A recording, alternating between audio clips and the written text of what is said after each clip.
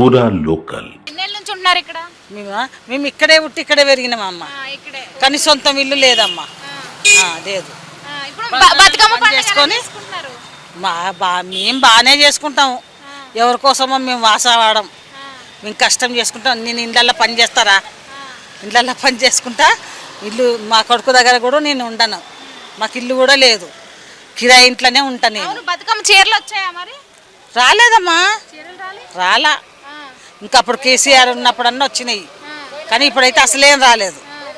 ముందు సంవత్సరం వచ్చాయా? రాలేదు. కాంగ్రెస్ వచ్చిన తర్వాత ఒకసారి రాలేదు. రాలే రాలే. ఇస్తామని అంటుండ్రా? ఇస్తామని అంటుండ్రా? అనలేదు. అనలేదు, ఎవరు ఏం చెప్పలేదు. అసలు ఆ ట్రాఫిక్కే రాలే. ఆ టాపిక్కే రాలేదు అసలు. రాలే. మీ చుట్టుపక్కల కూడా ఏమైనా ఇస్తాము అది ఇది ఏం లేదు, ఏం లేదు. మాకైతే అమ్మ ఒక మాట చెప్పాలా, కేసీఆర్ ఉన్నప్పుడే మాకు మంచిగా ఉంది. మొన్న చూసిర్రు సీతక్క వాళ్ళు అందరు కూడా పోయి సెలక్షన్ చేసినాము. సిరిసిల్ల ప్రజలకి ఉపాధి చూపించినట్టుగా అండ్ తెలంగాణ ప్రజలకు ఇప్పుడు కాస్ట్ చెప్పదలుచుకోలేదు. ఇప్పుడు 1600 2 చీరల కానీ మేము అంటున్నాము. కాస్ట్ మేము అలాంటివి చెప్పం, కానీ క్వాలిటీ ఉండాలి. తెలంగాణ ప్రజలకి ఒక మంచి సందేశం కలగాలి. అక్కడ వాళ్ళకు ఉపాధి, ఇక్కడ మనం శారీ ఇస్తున్నాం. ఇప్పుడు ఒకటి ఇస్తున్నామా 2 ఇస్తున్నామా అనేది, ఇచ్చింది ఒకటైనా మంచిది ఇస్తున్నాము. నిజంగా కూడా ఎక్కడికన్నా వెళ్ళినా కట్టుకోవడానికి. కొంతమంది బీఆర్ఎస్ తిక్కన కొడుకులు, కొన్ని తిక్కలు కూడా ఉన్నాయి అందులో.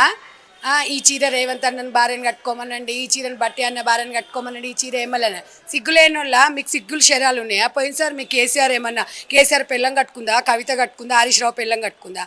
కొంచెమని ఉండాలమ్మా. ప్రతిదీ రాజకీయం చేస్తే ఎట్లా చెప్పు? చీరలు వచ్చాయా? బతుకమ్మ చీరలు రాలేదమ్మా, మాకైతే రాలేదు. రాలేదు. వస్తాయని అంటున్నారు కానీ రావట్లేదు, ఇవ్వట్లేదు. మరి అది కూడా డోక్రాలో ఉన్న వాళ్ళకి ఇస్తామంటుండ్రు, వేరే వాళ్ళకి ఇవ్వమంటుండ్రు. అట్లా మీరున్నారా మరి? లేవు మేడం, అందరు వేస్తేనే గెలిచింది కదా ఆయన, మళ్ళీ అందరికి ఇవ్వాలి కదా. మాకైతే ఇవ్వనంటున్నారేమో మరి. మరి ఏం చెప్తారు సీఎం కి? అందరికి ఇవ్వాలని చెప్తాము, అందరికి ఇవ్వాలి కదా. వాళ్ళకి ఇస్తేనే ఎట్లయితుంది? అందరు వేస్తేనే గెలిచిండు కదా ఆయన. అది మరి ఒకవేళ రేపు మీతో మాట్లాడడానికి వస్తే రేవంత్ రెడ్డి ఏం చెప్తారంటారు? ఏం చెప్తారంటే అందరం వేస్తేనే గెలిచినావు కదా, సీఎం అయినావు కదా, మళ్ళీ అందరికి ఇవ్వాలి చీరలు. డోక్రా ఉన్న వాళ్ళకి ఇస్తే ఎట్లా అని చెప్తాం. వాళ్ళకి 2 చీరలు ఇస్తాను. వాళ్ళకి 2 ఇచ్చే వాళ్ళు వాళ్ళకి 1 ఇచ్చి మాకు 1 ఇస్తే అయిపోతుంది కదా, బాగుంటుంది. అది మాకైతే అది పింఛన్లు అన్నారు కానీ పింఛన్లు ఇంతవరకు కొత్త పింఛన్లు అసలే రాలేదమ్మా. ఇంతవరకు కొత్త పింఛన్లు అంటారు అసలు ఇవ్వట్లేదు. గతంలో వచ్చావా? అప్పుడు వచ్చే వాళ్ళకి వచ్చినాయని ఇప్పుడు కొత్తగా పింఛన్లు శాంక్షన్ అయినా అంటున్నారు కదా, అవి అసలు ఇవ్వట్లేదు, ఇంకా రాలే. నాయకురాలు బయటకు వచ్చి మాట్లాడదా, చెల్లెలందరినీ ఆహ్వానిస్తున్నా, వచ్చేసేయండి. ఆ పార్టీ బొంద పెట్టిపోయింది, ఎందుకంటే ఆల్రెడీ బొంద పెట్టింది కవితక్క. ఏం చేస్తాం చెప్పు? జాగృతి అనే బతుకమ్మ అనే 100,000 కోట్లు దోసుకొని లిక్కర్ రాని అయిపోయేసి అవన్నీ దోసుక తిన్నది. కానీ మీకేం లేదు, కల్వకుంట్లలో జుట్లు పట్టుకొని పీక్కుంటారు. మీరు ఆడ ఉండి ఏం చేస్తారు? చెల్లె వచ్చేసేయండి మా పార్టీకి అని చెప్పి ఒక అక్కగా నేను విజ్ఞప్తి చేస్తున్నా.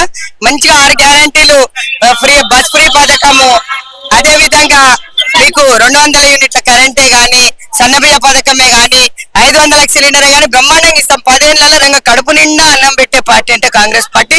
ప్రజల కోసం, పేద ప్రజల కోసం ఉన్న కాంగ్రెస్ పార్టీ వైపు చూసి చెల్లెలందరూ వస్తే కండువా స్వాగతిస్తా. బతుకమ్మ పండుగ లోపల వచ్చేసేయండి, మంచి చీరలు కూడా పెడతా సూపర్ గా. అదే విధంగా మనందరినీ స్వాగతిస్తా.